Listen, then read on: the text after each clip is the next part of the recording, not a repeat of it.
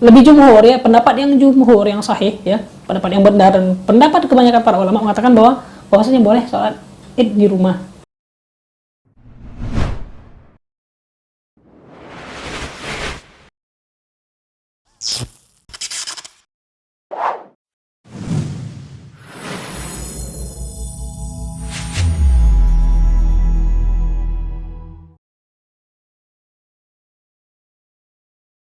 Bismillahirrahmanirrahim. Assalamualaikum Sohibya. Kita jumpa lagi dalam podcast Ngobrolin Islam bareng Ustadz Masri Abu Abdurrahman. Nah, pembahasan kita kali ini mengenai sholat id di rumah.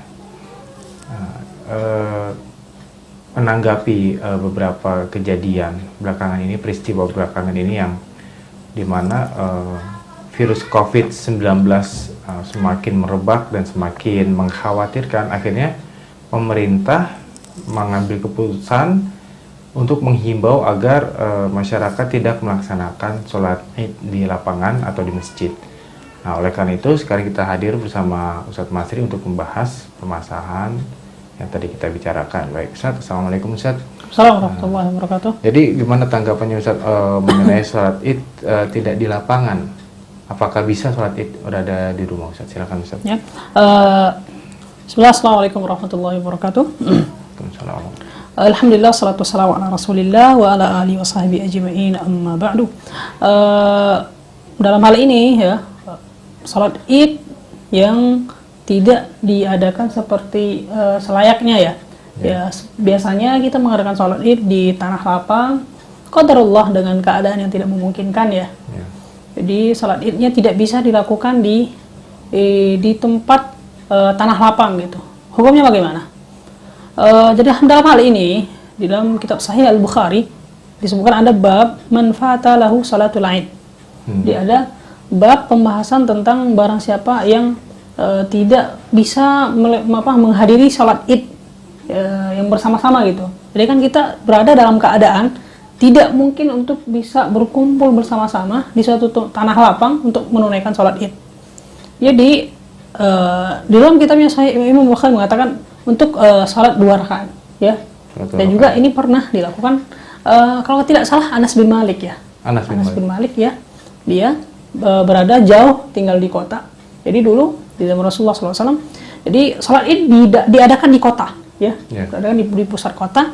Dan orang-orang yang berada di pedalaman tentunya membutuhkan waktu ya, jarak ya. Yang adapun orang-orang yang tidak mungkin untuk bisa datang, itu mereka sholat 2 rakaat. Ya, sholat 2 rakaat tanpa adanya khutbah. Sebagai pengganti sholat ya, sebagai pengganti dari sholat. Jadi kaum muslimin yang semoga dirahmati Allah Subhanahu wa taala. Ya, semoga Allah merahmati kita semua. Ya, semoga Allah mengembalikan kembali keadaan kita seperti semula lagi, normal seperti semula. Jadi ketika kita tidak bisa melakukan sholat id di lapangan, kita melakukan sholat di rumah saja tanpa adanya khutbah. Kalau 2 rakaat. Ya. Tata caranya itu seperti apa, Ustaz? Ya, tata cara sholat idnya seperti biasa. Ya, rakaat pertama dengan 7 takbir, yang kedua dengan 5 takbir dan dijaharkan. Ada bacaan suratnya seperti itu. Itu 7 takbir itu apa yang dibaca selama 7 takbir itu? Selang 1 takbir ke takbir yang kedua, takbir yang ketiga itu bacanya? Jadi ya semua sebagaimana yang kita ketahui biasanya ya, di antara takbir baca takbir, tahmid, subhanallah, tahlil ya, walhamdulillah, la ilaha illallah, la haula wala quwwata illa billah ya. Itu di antara takbir dibaca seperti itu. Subhanallah, alhamdulillah, la ilaha illallah, Allahu akbar. La haula wala quwwata illa billah. Iya. Jadi di antara takbir baca itu. Kemudian setelah 7 takbir ya, 7 takbir yang pertama baca surat seperti biasa, dan untuk rakaat kedua 5 takbir. 5 takbir dengan di antara takbirnya bacanya sama ya. Ya, wallahu taala alam.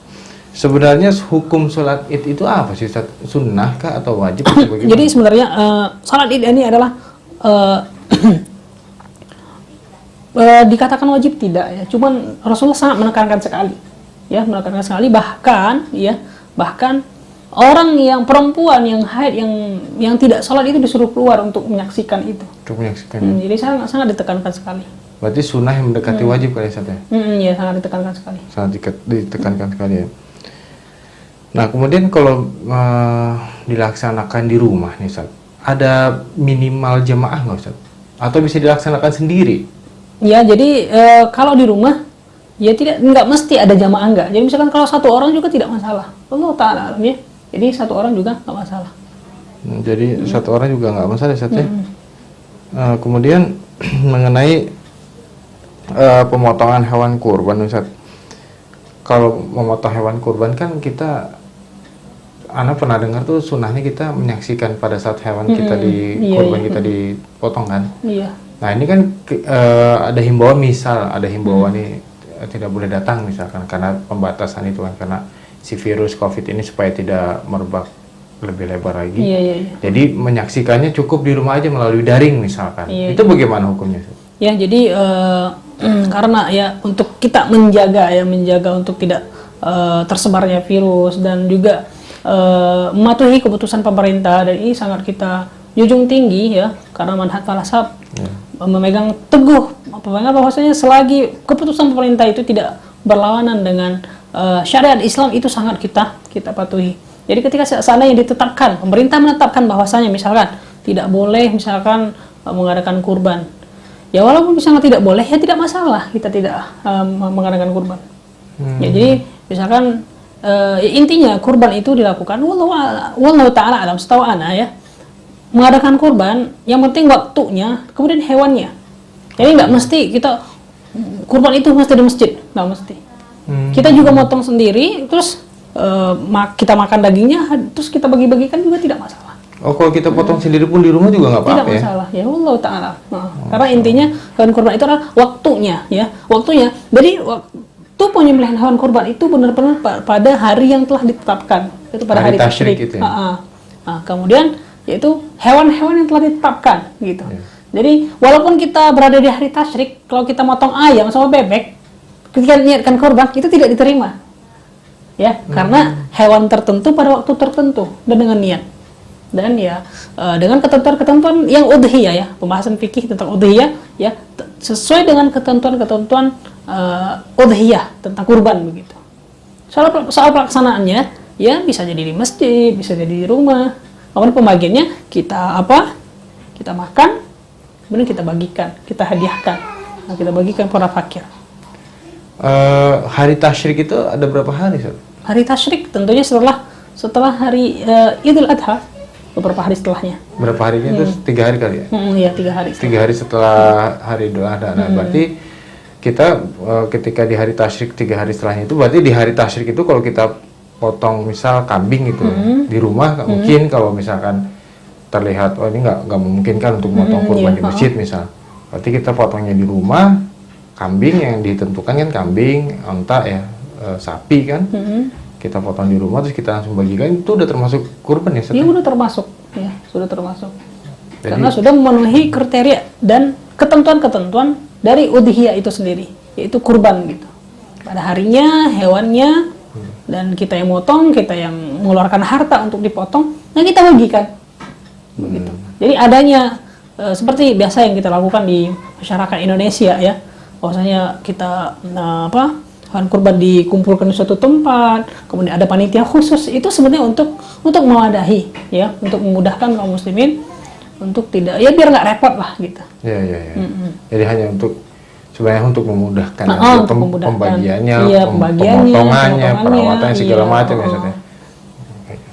Jadi kalau misalnya bisa Anda tarik kesimpulan, jadi sholat Id di rumah itu sebenarnya diperbolehkan karena keadaan yang mendesak seperti misalnya karena darurat, jadi boleh dilaksanakan di rumah, dan pelaksanaannya pun sama seperti sholat Id biasanya, 7 takbir di rakaat awal, 5 rakaat di cuman nggak ada khutbahnya itu aja. Tapi tidak ada khutbah ya. Dan tanpa jemaah pun tidak apa-apa ya. Iya, nggak mesti seperti, karena kalau misalkan jadi ada sebagian para ulama juga mengatakan, jadi ini pendapat Syafi'i ya, qaulul jadidnya ya, mengatakan boleh hukumnya untuk sholat Id di rumah ya. Dan adapun sebagian para ulama yang mengatakan tidak boleh itu dikiaskan sebelah sholat Jumat katanya. Jadi lebih jumhur ya, pendapat yang jumhur yang sahih ya, pendapat yang benar dan pendapat kebanyakan para ulama mengatakan bahwasanya boleh sholat id di rumah, dan sholat ini tidak sama dengan sholat Jumat begitu. Jadi kalau sholat Jumat harus adanya minimal jumlah tertentu begitu, di tempat di masjid jami gitu. Jadi tidak sama. Dan kemudian kalau misalkan pemotongan kurban di masjid pun sama pemerintah dihimbau juga tidak dilakukan, kita juga bisa melakukannya di rumah gitu ya Ustaz ya. Seburuk-buruknya kondisi nanti gitu, insya Allah. Baik Ustaz, mungkin cukup kita bahas mengenai sholat ini, mungkin ada nasihat untuk sahih ya, kaum muslimin yang semoga dirahmati Allah Subhanahu wa taala ya. Ibadah kurban merupakan ibadah yang sangat besar ya. Ya Allah anjurkan ya, ahabul amal, dikatakan dalam hadis ya. Sesungguhnya ibadah kurban adalah ibadah yang sangat dicintai Allah Subhanahu wa taala.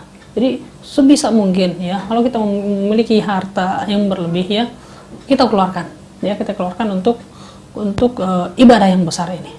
Ya, mudah-mudahan dengan ini Allah akan memberikan kita ganjaran yang besar. Allahumma amin.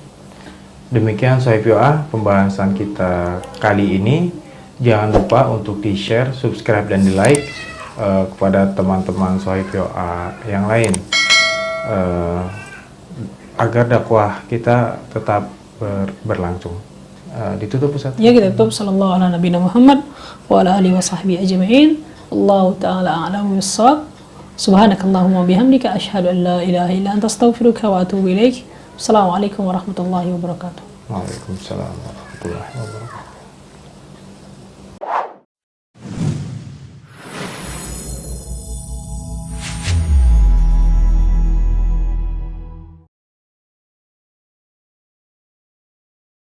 Bismillahirrahmanirrahim.